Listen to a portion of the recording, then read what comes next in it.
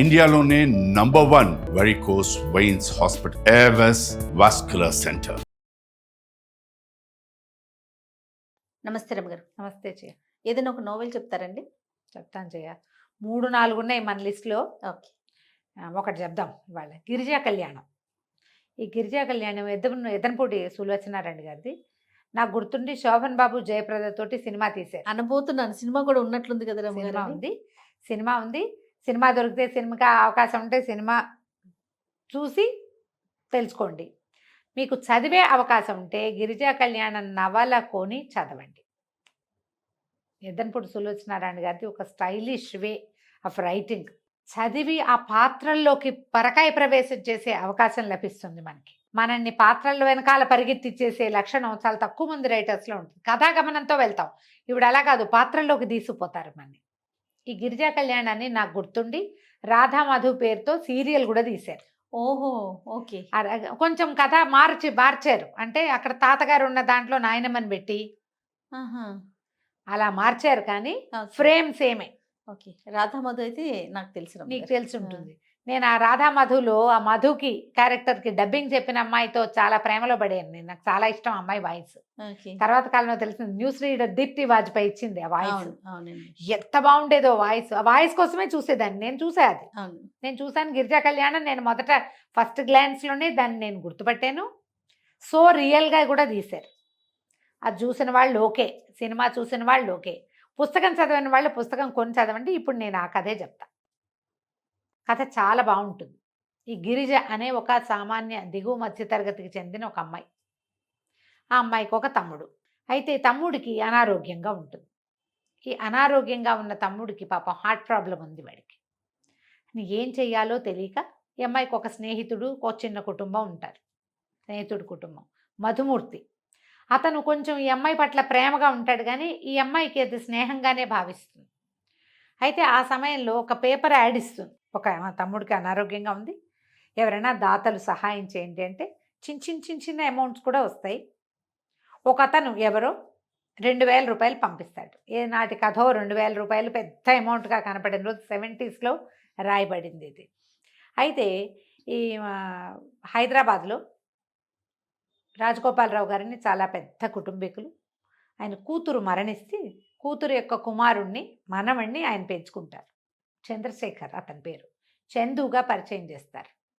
ఈ చందు ప్రతి పుట్టినరోజుకి ఒక మంచి పని చేయాలని భావిస్తాడు.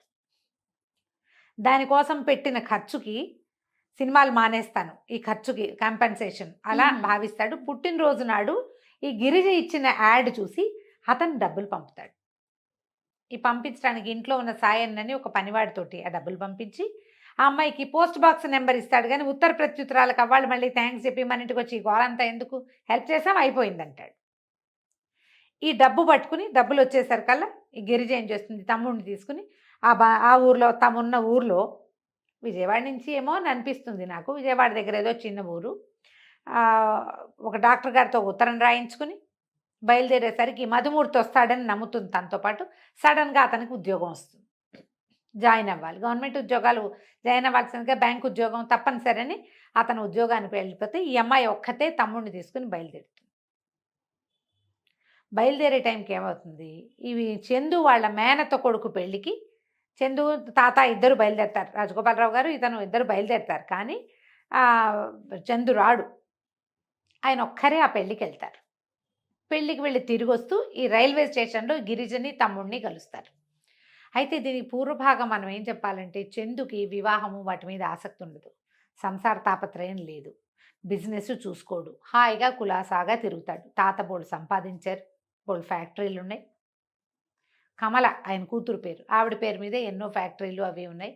ఎప్పటి డబ్బులు తీసుకోవడం, ఫ్రెండ్స్తో జల్సాగా ఉండటం, హాయిగా సరదాగా సంతోషంగా ఉండటం. ఆడపిల్లల జోలికి వెళ్ళేవాడు కాదు.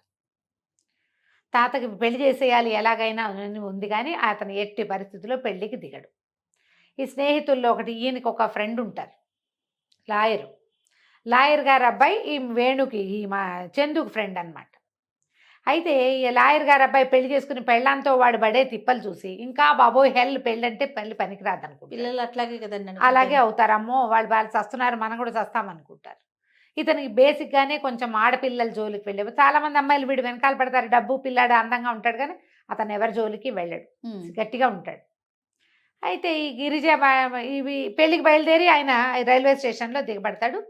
ఈ అమ్మాయి ఏ కంపార్ట్మెంటో చూసుకోవడానికి వెళ్ళేసరికల్లా ఈ తమ్ముడు తను నుంచోబెట్టిన చోట కనపడ్డ అటు ఇటు చూస్తే ఒక ముసలాయన ఎవరో చక్కగా సిల్క్ బట్టలు వేసుకుని అందంగా హ్యాండ్సమ్గా ఉన్న ఒక ముసలాయన గుండె పట్టుకుని కూలిపోయి ఉంటే తమ్ముడు ఆయన పక్కన నిలబడి కనపడతాడు. ఏమిట్రా అంటే, ఇంకేదో ప్రాబ్లంగా ఉందక్క, నన్ను కేకేశారు అందుకని వచ్చానంటే బ్యాగ్లోంచి ఏదో మందులు తీసి వేస్తుంది, కానీ ఆయన నిలవలేకపోతాడు, హార్ట్ అటాక్ వస్తుంది. అయ్యో. ఈ రైలు వదిలేస్తారు వీళ్ళు. మరి ఇలా ఉంటే చేయి పుచ్చుకుంటే చేయి వదిలిపెట్టలేకపోతారు.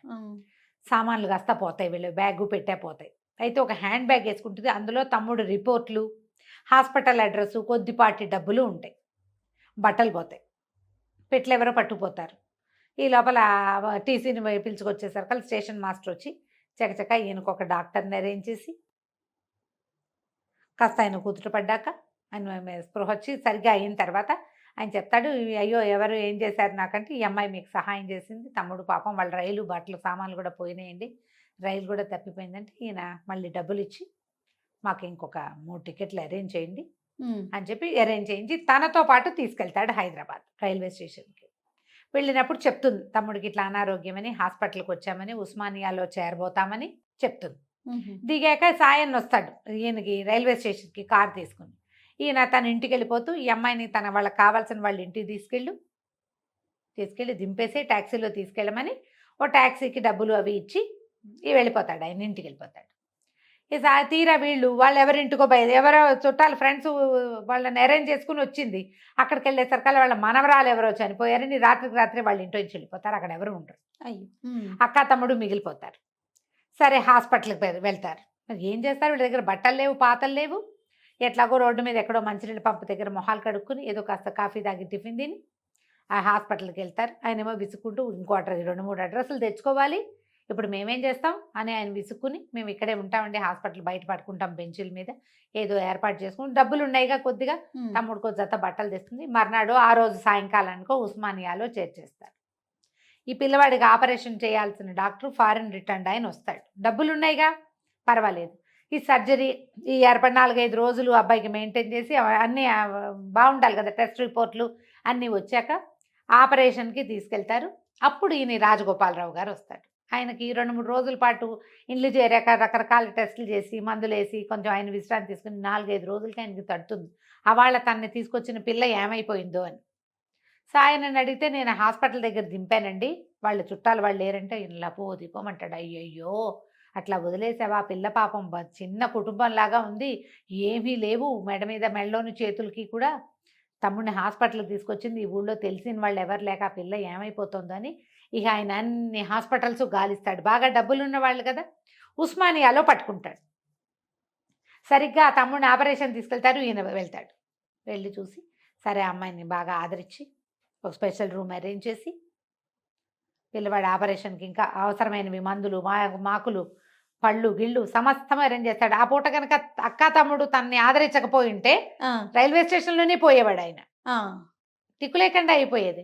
వీళ్ళు ఇంత పని చేశారు కదా, దాంతో బాగా చూస్తాడు. మా ఇంటికి రండి అంటారు. రండి అంటే సరే రమ్మంటే మా అమ్మ ఏమన్నా చూస్తారా హైదరాబాద్లో అని అడుగుతాడు. మా అక్క ఒకే ఒక మనిషిని చూడాలి, ఆయన చంద్రశేఖర్ అని ఒక ఆయన మా డబ్బులు పంపించాడు, ఎప్పటికైనా ఆ చందు అని రాసున్న సంతకం చూసుకుంటూ ఉంటుంది అనమాట. అమ్మాయికి ఒక ఫ్యాసినేషన్గా ఉంటుంది ఆ మనిషిని చూడాలని. అయితే ఈయనకి ఏమనిపిస్తుంది, మనవడిని చూపిద్దామనిపిస్తుంది. ఈయన బాగా ఆలోచించి ఎవరికి పంపించారు అని ఆరాధీసి సాయం నన్ను కనుక్కొని తన మనవడే వీళ్ళకి డబ్బు పంపించాడని తెలుసుకుంటారు. పెద్ద ఆయన తెలుసుకుంటారు. సరే వీళ్ళ ఇంటికి చేరుస్తారు. ఆ చందు కూడా పరిచయం అవుతాడు. అమ్మాయికి ఎంత అద్భుతంగా అనిపిస్తుంది అంటే, ఉంగరాల జుట్టు, ఫ్యాన్సీగా ఉన్న అబ్బాయి, ఇంత ఆటకాయితనంగా ఉన్నవాడు ఒకళ్ళ ప్రాణం రక్షించడానికి డబ్బులు ఇవ్వటమా, అదెంత విచిత్రమైన విషయం. అంతేగా, ఒక రకమైన ప్రేమలో పడుతుంది అతనితోటి. బాగానే ఉంటుంది, అతను ఏం పెద్ద పట్టించుకునే రకం కాదు కదా. రోజులు గడుస్తాయి. ఈ లోపల ఇతనికి ఏదో పెళ్లి సంబంధం కుదర్చపోతే ఆ పెళ్లి సంబంధం చెడగొట్టుకుంటాడు. ఈయనకి ఏమనిపిస్తుంది, ఈ గిరిజ ఈ పిల్ల చాలా తెలివిగలది, బుద్ధిమంతురాలు, పేద పిల్ల, దీనికి చేతిలో కనుక మనవడిని పెట్టేస్తే దారికి వచ్చేస్తుంది, అంతా నేర్చుకుంటుందని ఏం చేస్తాడు, నీకు పెళ్లి చేసుకోకపోతే నేను చచ్చిపోతానని వెళ్ళిపోతానని ఆస్తి వీటికి రాసేస్తానని మనవడిని బాగా బెదిరించి సరే అని ఒప్పిస్తాడు. ఈ గిరిజన చేసుకోవడం గిరిజన్ చెప్పడు, గిరిజన్ చెప్పడు ఆయన. చెప్పకుండా పెళ్లికి ఏ సంబంధం ఎవరిని కుదిర్చినా చేసుకుంటానని ఇలాగా చేస్తాడు. నిశ్చితార్థం టైంకి పట్టుచీర కట్టుకుని గిరిజ కిందకు వచ్చేసరికి నిర్ఘాంతపోతాడు. ఇతను ఒళ్ళు మండిపోతుంది, ఇది ఏకుమేకైపోయింది అనిపిస్తుంది. ఏం చేస్తారు, నాకు ఈ పెళ్ళి ఇష్టం లేదని చెప్తాడు అమ్మాయికి. తాతయ్య కోసమే చేసుకుంటున్నానంటుంది అమ్మాయి కూడా. సరే పెళ్ళి అయిపోతుంది. అందరూ ఆశ్చర్యపోతారు, ఇదేంటి ఇంత నిరాభరణంగా ఉంది, పేదంటి పిల్లని ఇట్లా చేసుకుంటున్నారు, వాళ్ళని చేసుకోకూడదా, వీళ్ళని చేసుకోకూడదా, దీన్ని చేసుకోవటం ఏమిటి అని ఆశ్చర్యపోతారు. కానీ ఆయనకి ఎవరు అక్కర్లా, గిరిజే కావాలి. ఆ పిల్ల సమర్థత, దాని తెలివితేటలు, నిదానం, వినయం అన్నీ నచ్చేసాయి. అన్నీ నచ్చినాయి. ఏదైనా ఇట్లా చూపిస్తే అల్లుకుపోయి తెలివితేటలుగా నేర్చేసుకునే విధానం. నీ తమ్ముడిని చదివిచ్చే పూచి నాది, వాడి జీవితాన్ని ఒక దారిలో నేను పెడతాను, వీడి పెళ్లి చేసుకుని ఉద్ధరించమని ఆ పిల్లని ఒప్పిస్తాడు ఆయన. తమ్ముడినేమో కొడైకెనాల్లోనే కాదు, భీమ్లీలోనే ఎక్కడో మంచి స్కూలు, హార్స్లీ హిల్స్ అనుకుంటా, ఎక్కడో స్కూల్లో పెట్టేస్తాడు. పిల్లాడికి కూడా ఫ్యాన్సీగా ఉంటుంది వాడికి కూడా. ఇలా పెళ్ళని కార్డు మధుమూర్తి వాళ్ళకి పంపిస్తారు. పంపించేసరికల్లా ఆ మధుమూర్తి చెల్లెలు లక్ష్మి, ఈ అమ్మాయి ఫ్రెండ్, మా అన్నయ్య నిన్ను ప్రేమించాడు, నువ్వు ఇంత పని చేస్తావా, డబ్బుల కోసం పెళ్లి చేసుకుంటున్నావని ఉత్తరం రాస్తుంది. తనకు ఆ ఉద్దేశం లేదు. మధుమూర్తి మంచి స్నేహితుడు, ఏనాడు అతన్ని పెళ్లి చేసుకుందామని ఓ కూడా రాల. తనకి ఆశ్చర్యపోతుంది. ఏం చేస్తున్నా ఉత్తరం పక్కన పెట్టుకుంటుంది, ఇంకేం చేయలేదు. ఇవి పెళ్ళైపోయింది, చాలా గ్రాండ్గా చేశారు, బోల్డ్ బంగారం పెట్టారు, పట్టు చీరలు కొన్నారు, గందరగోళంగా అందరినీ పిలిచారు, అయిపోయింది అంతా. ఈ మొదటి రోజు రాత్రి అమ్మాయి గదిలోకి వెళ్ళగానే అతను కాస్త వెళ్ళిపోతాడు ఎక్కడికో, నెల దాకా రాడు, ట్రిప్ వెళ్ళిపోతాడు అమ్మాయి మీద కోపంతో. వచ్చి ఏకుమేకైపోయావని ఏం చేస్తుంది, మొదటి రాత్రి భర్త వదిలిపెట్టి వెళ్ళిపోతే తాత ఆయన ఏం చేయలేక, అమ్మాయి వీడు ఇట్లాంటి వాడు, వీడికి ఒక ఆటకాయితనం, నువ్వు మెల్లిగా కంపెనీ నడపటం అన్నీ నేర్చుకో, పనులన్నీ నేర్చుకో, తను నీ చేతిలో పెడుతున్నా అంటే ఏం చేయలేక ఆ తమ్ముడు భవిష్యత్తు కోసం వాడిని బతికించిన వాడి పట్ల కృతజ్ఞత, తనకి ప్రీతి ఉంది వాడంటే, అమ్మగుడంటే ఇష్టం ఉంది. ఇక మెల్లిగా ఫ్యాక్టరీ పనులు, ఆఫీస్ పనులు అన్నీ నేర్చుకోవటం మొదలుపెడుతుంది. అతను తిరిగి వస్తాడు. తిరిగి వస్తే ఆ ఫ్రెండ్స్ వాళ్ళందరినీ కొంచెం దూరం పెడతారు, కానీ మళ్ళీ ఆ ఫ్రెండ్స్తో తిరిగి ఈఎంఐ కూడా వస్తానంటుంది పార్టీకి. నువ్వు ఈ చీర కట్టుకుని వస్తావు అమ్మవార్లు అంటే, ఏముంది నా స్టైల్ నాది అని వచ్చేస్తుంది. పిల్లేమో అందంగా ఉంటుంది. ఇక మెల్లిగా అడ్జస్ట్ అవ్వటం మొదలు పెడతారు. కానీ అతను భార్యని గట్టిగా స్వీకరించే ఉద్దేశంలో ఉండడు. సడన్గా ఒకరోజు ఆయనకి హార్ట్ అటాక్ వచ్చి చనిపోతాడు. అంతకుముందే తెక్కొట్టేసుకుంటారు వీళ్ళిద్దరు, మొగుడు పెళ్ళం. ఎంతసేపు బాధించుకోవటమే. ఆయన ఏం చేస్తాడంటే ఒక విల్ రాస్తాడు. బిల్లు రాసి రిజిస్టర్ చేసి పెడతాడు. ఎప్పుడైతే ఈ తాతగారు మరణిస్తారో అతను షాక్లోకి వెళ్ళిపోతాడు చందు. ఈ అమ్మాయికి షాక్గానే ఉంటుంది. ఆ 10 రోజులు దినవారాలు అవ్వగానే కామ్గా వెళ్ళిపోతుంది, అక్కడి నుంచి వెళ్ళిపోతుంది బయటికి. వెళ్ళిపోయి ఏదో హాస్టల్లో చేరుతుంది, ఏదో చిన్న ఉద్యోగంలో చేరుతుంది. ఈ లోపల మధుమూర్తి వాళ్ళు ఈ ఊళ్ళోకి వస్తారు. అతను ఈ ఉత్తరం చదువుతాడు. ఎవరు? చందు ఈ ఉత్తరం చదువుతాడు. అంటే డబ్బుల కోసమే నువ్వు నన్ను చేసుకున్నావు అంటాడు తాను. నాకు మధుమూర్తి మీద ఆ ఉద్దేశములు నీకు అసలు సంజాయిషి చెప్పను, నేను తాతగారి కోసం చేసుకున్నా, ఆయన పోయాడు, నేను నీతో ఉండనని వెళ్ళిపోతుంది. ఇక అమ్మాయిని ఇంటికి తీసుకురావడానికి శత విధాలా ప్రయత్నం చేస్తాడు. చందునే మారతాడు. ఇప్పుడు పరువు పోతుంది, వీడి భార్య అని అందరికీ తెలుసు, హైదరాబాద్లో పెద్ద ప్రముఖులందరికీ తెలుసు. అమ్మాయి ఇంట్లో నుంచి వెళ్ళిపోవటం ఏంటి, ఓ చిన్న ఉద్యోగం చేయటం ఏమిటి. పైగా ఏమవుతుంది, ఎప్పుడైతే ఈ అమ్మాయి వెళ్ళిపోతుందో ఆ రోజు ఇతనికి తాతయ్య విల్లు గురించి క్లియర్గా తెలుస్తుంది. చందుకు కానీ గిరిజకు కానీ ఈ ఆస్తి మీద అనుభవించే హక్కే కానీ అమ్మే హక్కు లేదు. ఈ ఆస్తి మొత్తాన్ని చందు గిరిజలకు పుట్టే సంతానానికి రాయబడి ఉంది, పిల్లలకే. ఒకవేళ ఎట్టి పరిస్థితుల్లో ఏ పరిస్థితుల్లో అయినా చందు గనక గిరిజని తృణీకరించిన పక్షంలో, ఒకవేళ అమ్మాయిని కాదంటే, ఆ అమ్మాయి దయతలిస్తే తీసుకోవాల్సిందే కానీ లేకపోతే వీడికేం లేదు, కాంతపోతాడు. ఇంత పని చేశాడంటే అమ్మాయికి తెలియదు, మేమే చేసాం, నేనే రాశాను మీ తాత చెప్తే, నేను వద్దని చెప్పిన ఆయన వినలా, వీడిని మార్చడానికి ఇంకో దారి లేదన్నాడు. ఇప్పుడు నువ్వేం చేస్తావో చేయి, మీ తాత ఆశ నెరవేరుస్తావా నెరవేర్చవా. ఇక బతిమలాడతాడు దాని వెనకాల పడి ఇంటికి రమ్మని. ఎంత బతిమలాడినా రాదు. చివరికి ఒక యాక్సిడెంట్ లాంటిది అయ్యి తప్పనిసరి ఇల్లు చేరుతుంది. ఆయన వచ్చి కేకలేస్తాడు. ఆ లాయర్ ఉంటాడు కదా వీళ్ళ తాత ఫ్రెండ్, ఆయన వచ్చి ఏమిటిది పరువు, ఆయన ఎవరి కోసం చేసుకున్నావా, ఆయన పరువు రోడ్డెక్కిస్తున్నావు నువ్వు, సర్దుకొని ఉండండి. ఇతను 1-2 సార్లు తాగి ఉన్నప్పుడు తన దగ్గరకు వచ్చినప్పుడు ఆ అమ్మాయికి ఇతను మేరీ అంటున్నట్టుగా వినపడుతుంది. ఈ మేరీ ఎవరో తెలియదు. అయితే తన సామాన్లు మెల్లిగా ఇంట్లో ఉండటం మొదలు పెడుతుంది, ఆఫీస్ పనులు. అయితే అమ్మాయి ఏం చెప్తుందంటే కొన్ని రూల్స్ పెడుతుంది అనమాట. 3 నెలల పాటు మీ ఇద్దరు కలిసి ఉండండి, 6 నెలలు కలిసి ఉండండి, ఎక్కడికి వెళ్ళొద్దు, అంటే మీరు విడిపోవద్దు, అది కలిసి ఉండలేమనుకుంటే అప్పుడేదో డివోర్స్ ఏర్పాటు చేస్తానంటాడు. సరే, ఇతను ఫ్రెండ్స్ తోటి వెళ్ళకూడదు, ఆఫీస్కి రావాలి, ఫ్యాక్టరీస్ పనులు నేర్చుకోవాలి, ఫ్రెండ్స్తో పరిచయం చేయకూడదు, ఆడితే పేక నాతోటే ఆడాలి, బయటకు వెళ్ళడానికి వీల్లేదని పెడుతుంది. ఇద్దరు కలిసి పేక ఆడుకుంటారు, ఫ్యాక్టరీలకు వెళ్తారు, ఫ్యాక్టరీ మెల్లిగా పనులు ఒకటి అమ్మాయి చకచకా నేర్చేసుకుంది, ఒకటి నేర్చుకోవటం మొదలు పెడతాడు, మెల్లిగా వీళ్ళిద్దరు క్లోజ్ అవ్వటం మొదలు పెడతారు. అయితే ఈ మేరీ ఆ మేరీ ఎవరు అని మెల్లిగా ఆరా తీస్తుంది. మేరీ ఎవరంటే ఈ పనివాడు చెప్తాడు, ఒక ట్యూషన్ మాస్టర్ ఒక ఆయన ఉండేవారు, వాళ్ళ మేనగోడలు మేరీ. పాత ఫోటోలు గిటోలు పాత కాగితాలు అన్నీ తీస్తే ఒక పియానో వాయిస్తున్న ఫోటో ఈ చందుది, పియానోని ఆనుకుని నిలబడి ఉన్న ఆ అమ్మాయి, లేదా ఆ అమ్మాయి పియానో వాయిస్తోంది, ఇతను ఆనుకుని నిలబడి, అలాంటి ఒక ఫోటో కనపడుతుంది. ఈ మేరీ తెలుసుకోవాలి ఎలాగైనా. అయితే ఈ పేపర్లు తిరిగేస్తుంటే ఎవరో ఒక ఆయనకి థామస్ విలియమ్స్ అలాంటి పేరు, ఆయనకి డబ్బులు పంపిస్తున్నారు ప్రతి నెల. సరే, ఏం చేస్తుంది, తను హాస్టల్లో కొద్ది రోజులు తను బయటికి వెళ్ళిపోయి హాస్టల్లో ఉంది కదా, ఆ హాస్టల్లో ఉన్నప్పుడే ఫ్రెండ్ ఓ పారిజాతాన్ని పుచ్చుకుని వరంగల్ ఆ డబ్బులు పంపిస్తున్న చోటికి వెళ్తుంది. కొంచెం బయటికి పారిజాతం వాళ్ళ అమ్మ కొట్లో బాగుండలేదు, చూసొస్తానని చెప్తుంది మొగుడికి. వెళ్తే అక్కడ ఒక ముసలాయన ఉంటారు. ఆయన ఏం చెప్తారంటే, ఈ అబ్బాయి చందుకి చదువు వచ్చేది కదా, ఇంగ్లీష్ అవి వీక్, కొన్నిట్లో బాగుండేవాడు కాదు, ట్యూషన్ పెట్టించారు, నన్ను ట్యూషన్కి పెట్టారు, వాళ్ళ ఇంట్లోనే అవుట్ హౌస్లో మేము ఉండేవాళ్ళం. అయితే నేను అక్కడ కొన్న తర్వాత ఈ అబ్బాయికి ఏదో కొంచెం పర్వాలేదుగా ఉన్నాడు చదువులో. మా చెల్లెలు చనిపోయి మేనగోడల్ని తీసుకొచ్చాను. ఆ మేనగోడలు ఈ అబ్బాయి క్లోజ్ అయ్యారు. ఇక ఒకళ్ళనొకళ్ళు వదిలిపెట్టలేనట్టుగా ప్రవర్తించేసేవాళ్ళు.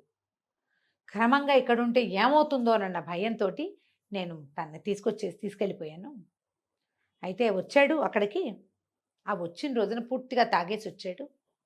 తాగొచ్చి తనని వెంట పెట్టుకు తీసుకుపోయాడు. ఏమైనా సరే నాతో ఉండాల్సింది, లేదే నేను బతకలేనన్నాడు. వాళ్ళిద్దరూ డ్రైవ్ చేస్తున్న కారు యాక్సిడెంట్ అయ్యి మేరీ చనిపోయింది. ఒక 3-4 సార్లు ఈ మేరీ సందర్భం వస్తుంది. ఈ లాయర్ గారు దీన్ని కప్పెట్టారు, ఈ యాక్సిడెంట్ ఉదంతాన్ని. ఆయన తెలుసు, అది వాళ్ళ తాతకు కూడా తెలీదు. ఓహోహో, తాతకు కూడా తెలియకుండా దాచారు. అయితే ఈ యాక్సిడెంట్ దీంట్లో ఆ మేరీ గర్భవతి కూడా. ఈ అమ్మాయితో గిరిజతో క్లోజ్ అయినప్పుడు ఆ చందు చెప్తాడు, నేను నిన్ను చంపేశాను, నా వల్లే నువ్వు చచ్చిపోయావు, జీవితంలో ఇంకో ఆడదాని మొహం చూడనని ఆ అమ్మాయికి, ఆ చచ్చిపోయిన అమ్మాయికి తను ప్రామిస్ చేశాడు. అందుకని ఆడవాళ్ళ మొహం చూడకూడదు అని ఉంటుంది. సరే, నువ్వేం చేయలా, నీ వల్ల కాదు. ఈయన ఈ గిరిజను వెనక్కి తెచ్చుకొని చెప్పినప్పుడు కూడా లాయర్ చెప్తాడు, నేను మేరీకి మాటిచ్చాను, చచ్చిపోయిన దానికి నేను ఎప్పుడు ఇంకో ఆడదాని మొహం చూడండి. నీకు అప్పుడు చిన్నతనం, నీకు 20 ఏళ్ళు, నువ్వు టీనేజ్లో ఉన్నావు, ఆ రోజుల్లో ఉండే ఉద్రేకం వేరు, ఇది జీవితం. మీ తాత ఆయన మనసు నిన్ను పెంచాడు, మీ అమ్మని చచ్చిపోయేదాకా చూశాడు, ఆయన కూడా నువ్వు చేయాలని బలవంత పెడతాడు ఆయన ఈ పెళ్ళికి. సరే, ఈ కథ అంతా ఇట్లా ముందుకు నడిచేసరికల్లా ఈ అమ్మాయి ఏం చేస్తుంది, అదంతా తెలుసుకుని వస్తుంది. వచ్చి మెల్లిగా వీడిని సవర్థిస్తుంది. ఈ మరణానికి నువ్వు కారణం కాదు. అప్పటి నుంచి తాగటం మానేస్తాడు అతను. ఎప్పుడైతే ఈ మేరీ యాక్సిడెంట్లో చనిపోయిందో, తాగుడు, అంతకుముందంతా మందు అలవాటు ఉంది అతనికి, మానేశాడు. ఆ చిన్నతనంలో టీనేజ్లో ఉండేది మానేశాడు. మళ్ళీ ఒకసారి ఎప్పుడో చిత్తుగా తాగినప్పుడు ఆ అమ్మాయి పేరు బయటకు వస్తుంది. మెల్లిగా అతన్ని స్వాధీనపరుచుకుంటుంది. క్రమంగా ఇద్దరు కలిసి ఉండటం మొదలు పెడతారు. భార్యతో ప్రేమలో పడతాడు అతను. 30 ఏళ్ళు వచ్చేసినాయి. వయసు వచ్చాక జీవితంలో ఒక తోడు ఉండటం, ఎవరైనా మనని సపోర్ట్ చేయ, టీనేజ్లో ఏముంది, ఒక తాత్కాలిక ఆకర్షణలు ఉంటాయి. అది ఎంత క్లియర్గా చూపిస్తారంటే, ఒక మెచ్యూర్డ్ లవ్ స్టోరీ వేరు, టీనేజ్ లవ్ స్టోరీ వేరు. టీనేజ్లో ఉద్రేకం తప్పిస్తే దానికి ఏ విలువ ఉండదు. ఆ ఉద్రేకం కాస్త తీరకపోతాయి అవి. మెచ్యూరిటీ వచ్చాక ఉండే ప్రేమలు వేరేగా ఉంటాయి. అది బాలే క్లియర్గా చూపిస్తారు. 70s లో రాయబడిన ఒక కథలో ఇలా 2 రకాల లవ్ స్టోరీస్, సేమ్ ఇదే లవ్ స్టోరీని మనం ఒక సినిమాలో వాడారు. యాక్సిడెంట్లో అమ్మాయి చచ్చిపోతుంది, దాంతో అమ్మాయి ఏదో మోసం చేసింది అనుకుని ఆయన ఇంకా ఆడవాళ్ళ జోలికి వెళ్ళకుండా ఉంటారు కదా. త్రివిక్రమ్ గారు చాలా తెలివిగా, చాలా చక్కగా, ఎక్కువ హడావిడి లేకుండా ఇందులో ఉన్న ఫ్రేమ్ అని తీసుకున్నారు. మిగిలిన కథ అంతా మార్చారు, బట్ బేస్ ఏమైతే ఉందో ఈ మేరీ అండ్ చందు లవ్ స్టోరీని మన్మధులో వాడారు. మన్మధుడు సినిమాలో క్లియర్. నేను ఆ సినిమా చూసినప్పుడే తెలిసింది నాకు ఇది పాతదే అని. క్లియర్గానే ఉంది కదా. అయితే ఇక్కడ ఏం చేస్తుంది, మెల్లిగా వీళ్ళిద్దరు కలిసి ఉండి అమ్మాయి ప్రెగ్నెంట్ అవుతుంది. ఓ పిల్లవాడు పుడతాడు.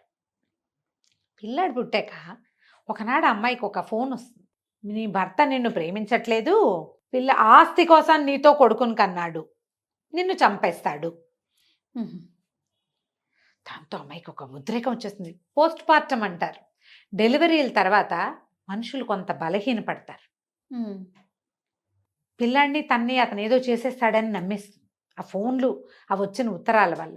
ఈ ఒకరోజు ఇంట్లోకి ఎవరో రాత్రిపూట ప్రవేశించేసరికల్లా చందుయే తన్ని చంపడానికి వస్తున్నాడు అనుకుంటా. పిల్లాడిని ఎత్తుకుని పరిగెడుతుంది, ఏదో వేసి కొట్టేస్తుంది. ఆ రోజుకు వాన, కరెంటు పోతుంది. ఇప్పుడు గిరిజ కనుక చనిపోతే ఈ హత్యానేరం చందు మీదకి వెళ్తుంది, ఎందుకంటే ఆస్తి వల్ల. అందుకని ఈ అమ్మాయిని చంపడానికి ఎవడో వస్తాడు. ఆ వచ్చిన వాడు ఎవడో తెలియదు. ఎప్పుడైతే ఆ వచ్చిన వాడిని చందుయే అనుకుని కేకలు పెడుతుంది, చందు చందు అంటూ కొట్టేస్తుంది బాగా. కొట్టేసరికి చచ్చిపోతాడు, వాడు పడిపోతాడు. అది ఇంకా వెర్రెత్తి చూస్తుంటే బయట నుంచి వస్తాడు భర్త, టార్చ్ లైట్ వేసుకొని. కారు వానకి రోడ్డు మొదట్లో ఆగిపోయింది. నేను వస్తున్నాను, ఏమైంది, ఎందుకు అంత అరుస్తున్నావు, ఏమైంది అని కేకలు పెట్టి దగ్గరకు వచ్చేసరికల్లా ఏముంది, అమ్మాయి చేతిలో ఏదో రాడ్ కనపడుతుంది, చచ్చిపడి ఉంటాడు వాడు వాళ్ళ మేనేజర్. ఆ మేనేజర్ పాత్రలో కొంచెం ఫిషీగా 2-3 సార్లు చూపిస్తారు. అతనికి మొదటే తెలుసు ఇది. ఈయన రాసేటప్పుడు ఎప్పుడైతే ఈ మన విల్లు రాస్తారో అప్పుడే అతను తెలుసుకుని ఎలాగైనా ఇతన్ని ఇరికించి ఆస్తి తాలూకు మేనేజ్మెంట్ అంతా తన చేతుల్లోకి వచ్చేలాగా ప్లాన్ చేసుకుంటాడు. ఈ బయట నుంచి వచ్చేసరికల్లా భర్తను చూసరికల్లా కేకలు పెడుతుంది, నేను నిన్ను చంపిస్తే నువ్వు నన్ను చంపటమే, నువ్వు ఎవరిని చంపావు, ఎవరు ఏంటి అని. లైట్లు గిట్లు కరెంట్ అంతా వచ్చి చూసుకునేసరికల్లా ఆవిడ పడి ఉంటాడు. వాడేమో మేనేజర్. ఈ లోపల లాయర్ గారు పరిగెత్తుకొస్తారు, పోలీసులు వస్తారు. ఆత్మరక్షణ అతని మీదకి వచ్చినప్పుడు చంపింది కాబట్టి కేసు ఏమి అవ్వదు. అతను అడుగుతాడు, నేను నిన్ను ఏమైనా చేస్తానని నువ్వు ఎందుకు నమ్మావు, నువ్వు లేకపోతే ఒక్క నిమిషం బతకలేను నేను, ఒకవేళ ఆస్తున్నా సరే మన మధ్యలో నువ్వు లేనిదే ఒక్క రోజు గడవదు నాకు, అలాంటిది నువ్వు ఎట్లా నమ్మేవు, వాడు ఎవడో ఫోన్ చేసి చెప్తే. ఒక బలహీనమైన క్షణంలో నమ్మేస్తుంది. మనం కూడా అలాగే చేస్తాం కదా. ఈ కథ అయిపోయింది కదా. తర్వాత వీళ్ళిద్దరూ హాయిగా ఉంటారు, బోళ్ళంతమంది పిల్లల్ని కందాం అనుకుంటారు, సంతోషంగా ఉంటారు. ఈ గిరిజా కళ్యాణాన్ని మొదటి నుంచి చివరి దాకా చదివితే గిరిజ క్యారెక్టర్లో చాలాసార్లు మనం కనపడతాం. కాస్త సమర్థులు, తెలివైన వాళ్ళు, మెచ్యూర్డ్గా ఉండే ఆడపిల్లలు స్ట్రాంగ్గా ఉంటే ఎలా ఉంటుందో చూపిస్తారు. చందు క్యారెక్టర్ కూడా అతన్ని కొన్ని ఫ్లాస్ ఉన్నా కూడా, అతనికి ఫ్రెండ్స్ అయినా కూడా హీరోయిజం కనిపిస్తుంది, అతనిలో కనపడుతూ ఉంటుంది. శోభన్ బాబు ఎంత బాగుంటారో, జయప్రద ఎంత బ్యూటిఫుల్గా ఉంటుందో ఆ సినిమాలో, భలే అందంగా ఉంటుంది ఆవిడ. బాగా తీశారు. ఎవరు తీశారో నాకు గుర్తులేదు జయ, చాలా రోజులు ఆయన చూసి. భలే బాగా తీశారు. గిరిజా కళ్యాణం దొరికితే తెచ్చుకుని చదవండి. ప్రతి పాత్రని భలే ఎలివేట్ చేస్తారు. ఇంతకీ పాపం ఈ మధ్యలో మధుమూర్తి చనిపోతాడు ఏదో బస్ యాక్సిడెంట్లో. ఆ అమ్మాయికి అతని సహాయం కూడా ఉండదు, అతని సహాయం ఉండదు. ఇతను తెలుసుకుంటాడు వీళ్ళిద్దరి మధ్య ఏమి లేదు అనేది, ఏమో అనుమానం ఏం లేదు అతనికి. చాలా క్లియర్గా సంఘటనలు ఒకదాని వెనకాల ఒకటి పేర్చుకుంటూ తీసుకొస్తారు. ఎద్దనపూడి సులోచనారాణి నవల చదవటువంటి పక్కన నిలబడి 2 జీవితాల్ని మనం చూస్తున్నట్టుగా కనపడుతుంది. ప్రత్యక్షంగా చూడండి, పుస్తకం కొని చదవండి. డెఫినెట్గా కంచికి మనం ఇంటికి. సూపర్ అమ్మగారు. నమస్తే. నమస్తే.